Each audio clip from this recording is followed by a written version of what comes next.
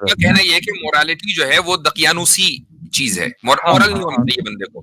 हाँ, मतलब शादी वगैरह का कॉन्सेप्ट भी गलत है, मतलब लिव इन रिलेशनशिप सही है, ये है वो है, और फिर नहीं तो एथिस्टिक का जो लिविंग लॉजिक लिविंग होता है। रिलेशन में कौन सी साइंस है भाई? जरा साइंस सा- बताएं, इसके पीछे कौन सा फॉर्मूला है? सर थ्योरी मेरे ऑफ को तो नहीं रिलेटिविटी। पता। हाँ उन्होंने कहा कि भाई रिलीजन ने इतने दिनों तक रूल किया तो कोई साइंटिफिक तरक्की नहीं थी, अब जी साइंटिफिक एडवांसमेंट हुआ है। मुझे एक बात हाँ बताइए कि कौन सा ऐसा रिलीजन है कि जिसने साइंटिफिक एडवांसमेंट को ये कहा हो कि ये गलत है, खुसूसन इस्लाम के ताल्लुक से? हम तो इस्लाम को रिप्रेजेंट कर रहे हैं यहाँ पर। ये कहो कि नहीं ये जो साइंटिफिक एडवांसमेंट है, गाड़ियां बनाना है, कंप्यूटर बनाना, जहाज बनाना, ये सारे के सारे हराम है, इस्लाम में कहा है? कम से कम अब तो कर लें कि ये पूछें कि क्या scientific advancement itself is a good thing, कि क्या साइंटिफिक एडवांसमेंट के नाम पे जो कुछ आ जाएगा सबकी सब चीजें अच्छी ही होगी। अच्छा, दूसरे हमारे साथ हैं हरि ओम तत्सत। अस्सलाम वालेकुम सर। वालेकुम सलाम जी, क्या हाल चाल है? जी अल्लाह ताला की कृपा से सब बढ़िया है। सर आप कैसे जी हैं? अल्हम्दुलिल्लाह। जी सर। जी। मेरे दो प्रश्न हैं और बहुत ज़्यादा परेशान भी करते हैं मुझे। हम्म। दरअसल जब मैं क्लास जाता हूँ कोचिंग पढ़ने के लिए, तो मेरे टीचर ने अक्सर ये जो है ये आर्गुमेंट देते हैं कि रिलीजन जो है मॉरलिटी में बांधे रखती है, और जिस वजह से क्या है कि हम साइंटिफिकली जो है एडवांस नहीं हो पा रहे थे। तो वो कहें कि अर्ली इस्लाम के समय में ज़रूर हुआ था, लेकिन बाद में फिर जैसे-जैसे साइंटिफिक एडवांसमेंट रुक गया था, फिर इससे क्रिश्चियनिटी में भी ऐसा हुआ, हिंदुइज़्म में भी अर्ली टाइम पे हुआ था। तो उनका कहना है, वो बार-बार ये आर्गुमेंट देते हैं, और साथ में ये भी कहते हैं कि कोई गॉड नहीं है, उसको प्रूफ करने के लिए वो नहीं, ये अपनी भी दलील आर्गुमेंट थोड़ा सा देते हैं। समझाइए कि रिलीजन क्या करता है, मोरालिटी देती है लेकिन साइंटिफिक एडवांसमेंट नहीं देती। हाँ, मोरालिटी की वजह से जो है, क्योंकि हाँ, मोरालिटी के बंधन में बंधे होने के कारण साइंस में लोग आगे नहीं बढ़ पाते हैं। उनकी जो दिमाग है वो बस दकियानूसी हो जाती है, एक फिक्स जगह तक बैठ जाती है, ऐसा तो उनका यानी आर्गुमेंट उनका रहता है। कहना ये है कि मोरालिटी जो है वो दकियानुसी चीज है, हाँ, मोरल नहीं हाँ, होना हाँ। चाहिए बंदे को। हाँ, मतलब शादी वगैरह का कॉन्सेप्ट भी गलत है, मतलब लिव इन रिलेशनशिप सही है, ये है वो है, और फिर नहीं तो एथिस्टिक का जो लिविंग लॉजिक लिविंग होता है। रिलेशन में कौन सी साइंस है भाई? जरा साइंस सा बताएं, इसके पीछे कौन सा फॉर्मूला है? सर थ्योरी मेरे ऑफ को तो नहीं रिलेटिविटी। पता। हाँ, नहीं, उन्होंने इस पर मैंने नहीं, जब बल्कि कहा कि बल्कि सर, थ्योरी ऑफ इररिलेटिविटी है तो। हाँ, मैंने जी। इस पे जब कहा तो उन्होंने कहा कि जब देखिए लड़कियां बाहर आईं और ये सब जब समाज के नियम टूट रहे हैं, तो आज देखिए साइंस कितना एडवांस हो रहा है, लोग आगे बढ़ रहे हैं, और रिलीजियस तो इतना समय से रूल किया, कहाँ एडवांस हो पाए। तो उन्होंने ये दलील दी, और उन्होंने ये भी कहा, और ये हालांकि ये ईश्वर नहीं है, उस पे उन्होंने लॉजिक दिया कि पूरे यूनिवर्स में हर चीज अनसर्टेन है, तो नहीं देखें, इसीलिए एक मिनट, ये अलग, एक दो अलग अलग सवाल है, अभी एक ही पर बात करते हैं। उन्होंने कहा कि भाई रिलीजन ने इतने दिनों तक रूल किया तो कोई साइंटिफिक तरक्की नहीं थी, अब जी साइंटिफिक एडवांसमेंट हुआ है। मुझे एक बात हाँ बताइए कि कौन सा ऐसा रिलीजन है कि जिसने साइंटिफिक एडवांसमेंट को ये कहा हो कि ये गलत है, खुसूसन इस्लाम के ताल्लुक से? हम तो इस्लाम को रिप्रेजेंट कर रहे हैं यहाँ पर। ये कहो कि नहीं ये जो साइंटिफिक एडवांसमेंट है, गाड़ियां बनाना है, कंप्यूटर बनाना, जहाज बनाना, ये सारे के सारे हराम है, इस्लाम में कहा है?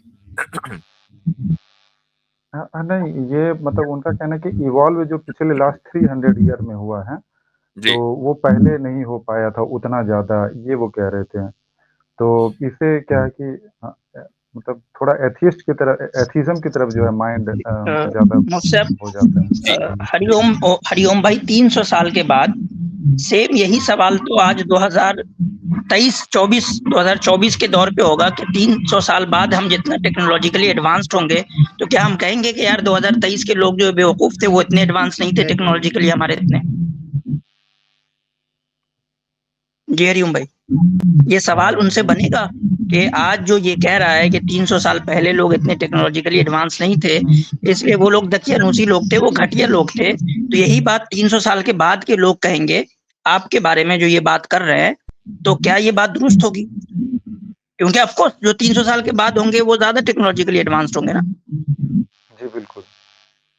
तो क्या वो ये कहे उसी जबरदस्त। शख्स को जो आज से अपने पिछले 300 साल पीछे के लोगों को ये बात कह रहा है कि भाई तुम तो बेवकूफ थे, तुम हमारे इतने तो टेक्नोलॉजिकली एडवांस थे ही नहीं, देखो हम जो है वो आज 300 साल बाद कितने मजे एडवांस में बैठे हुए हैं।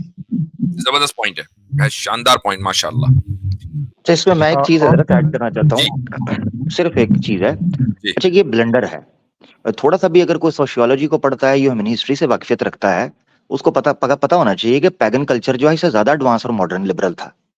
पैगन कल्चर है, वहां पर पॉलीगेमी और पॉलीएंड्री, बल्कि होमोसेक्सुअलिटी अपनी पीक के ऊपर दिखाई देती है कई सिविलाइजेशंस के अंदर।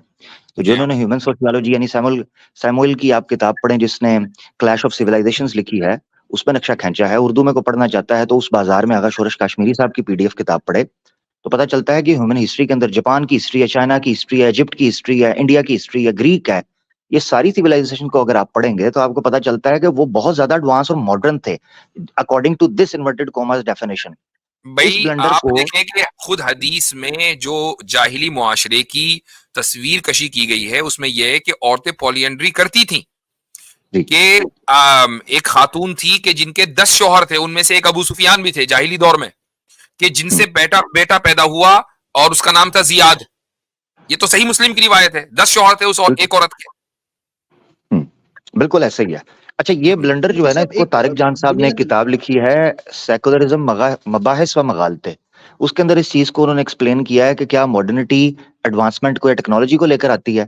तो थर्ड वर्ल्ड कंट्रीज आपको कई ऐसे नजर आएंगे जहां से पूरी लेबर जो है वो शिफ्ट होती है, इंपोर्ट की जाती है, जैसे फिलीपींस है, वियतनाम है, थाईलैंड के कुछ इलाके हैं, या साउथ मलेशिया के, वेस्ट मलेशिया के कुछ इलाके हैं।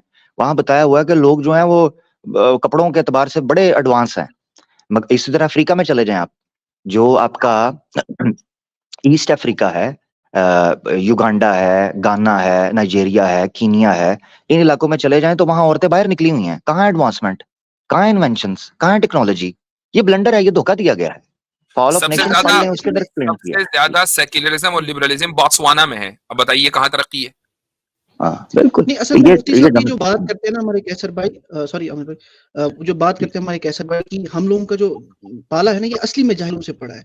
जो एक साइंटिस्ट होगा ना, साइंटिस्ट के सामने एक ग्रीक जिसने ये बताया था कि 5 एलिमेंट से बनी है दुनिया, और एक इंसान जो जिसने सबसे पहले बोहर ऑफ एटॉमिक मॉडल जो वो दिया, ये दोनों इक्वल इंपॉर्टेंस रखते हैं। उन्होंने बुनियाद रखी क्योंकि उन्हें कुछ सोचा, बुनियाद के बाद आगे एडवांसमेंट होती रही। ये कैसी बात है कि वो नहीं था, वो जाहिल थे? जाहिल नहीं थे वो, अपने एतबार से वो भी साइंटिस्ट थे, उन्होंने भी काम किए। जब बुनियाद रखी गई उसी के बाद तो एडवांसमेंट हुई। अब आप क्या बोलते हैं कि एक ही दिन में आके आपको थ्योरम भी दे दे, रिलेटिविटी भी देने, ग्रेविटी भी देते हैं, सब कुछ देने। मसला असल में सारा क्या होता है कि जो कैथोलिक की हिस्ट्री है कि उस जमाने में कुछ नए नए अफकार आ रहे थे, और उसकी वजह यह थी कि कैथोलिक्स ने जो कुछ भी इस वक्त दुनिया में दिख रहा है आपको, उसको अपने बाइबल से साबित करना चाहा। तो जब साइंस ने उसको गलत साबित किया, गलत करार दिया, तो ये लोग बौखला गए और कुछ साइंटिस्ट को इन्होंने सजा वजा भी दे दी। कुछ को दी, सबको नहीं दी। अब वो लिबरलों ने इतना ज्यादा उसको मशहूर किया और कहा कि रिलीजन जो है वो साइंस के खिलाफ होता है। हालांकि ये एक पॉप कल्चर था, पॉप कल्चर नहीं, पोप कल्चर था कि जो साइंस के खिलाफ था। लेकिन उसके आप ये रिजल्ट निकालना कि सारे मजाहिब साइंस के खिलाफ होते हैं या साइंटिफिक एडवांसमेंट के खिलाफ होते हैं, ये गलत है। हम साइंटिज्म के खिलाफ हैं, साइंस के खिलाफ नहीं है। मुफ्ती साहब, इसमें इन लोगों ने ना, जो सेकुलर एथिस्ट सेकुलर लोग हैं, उन्होंने ये प्रोपेगेंडा भी किया है क्रिश्चियनिटी के खिलाफ। क्रिश्चियनिटी ने जो कुछ भी उनके खिलाफ किया है वो साइंसी बुनियादों पे किया है। मिसाल के तौर पे गैलीलियो ने कहा कि जमीन जो है वो घूमती है, तो उसका रद्द उन्होंने साइंटिफिक एक्सपेरिमेंट के जरिए किया। उन्होंने ऐसा नहीं है कि उन्होंने कहा सिर्फ और सिर्फ बाइबल को पेश किया, उन्होंने बाइबल के साथ साथ अपने साइंटिफिक एक्सपेरिमेंट को भी पेश किया कि भाई तुम्हारी थ्योरी को अगर हम मान लें तो फिर तो ये दुनिया एग्जिस्ट ही नहीं करनी चाहिए। फिर उन्होंने कई सारे एक्सपेरिमेंट करके भी उनको दिखाए, और ये बात उस वक्त तक फिर काबिल कबूल नहीं हुई जब तक कि न्यूटन ने आके ग्रेविटी का थ्योरी नहीं दिया।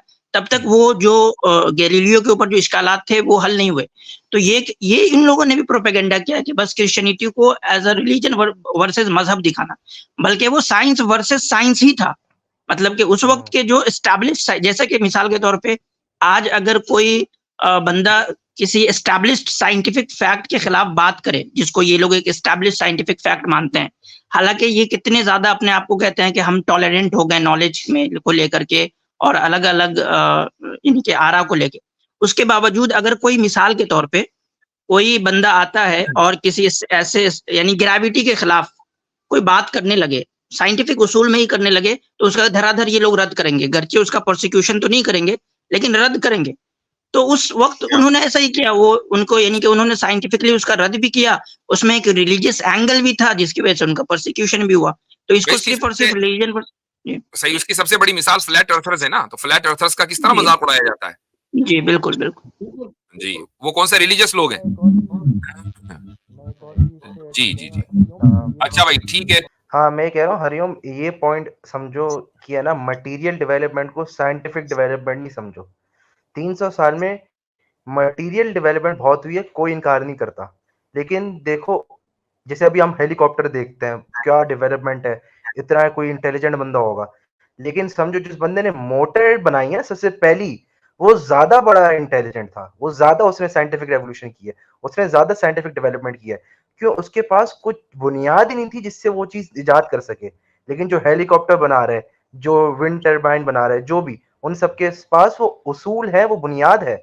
वैसे ही जब हम टेलीस्कोप देखते हैं, ये जो सारी डिस्कवरीज हो रही हैं, जो बिग बैंग की हो रही है, जो हम लोग गैलेक्सीज कर रहे हैं, हमें टेलीस्कोप की हमें जरूरत पड़ती है।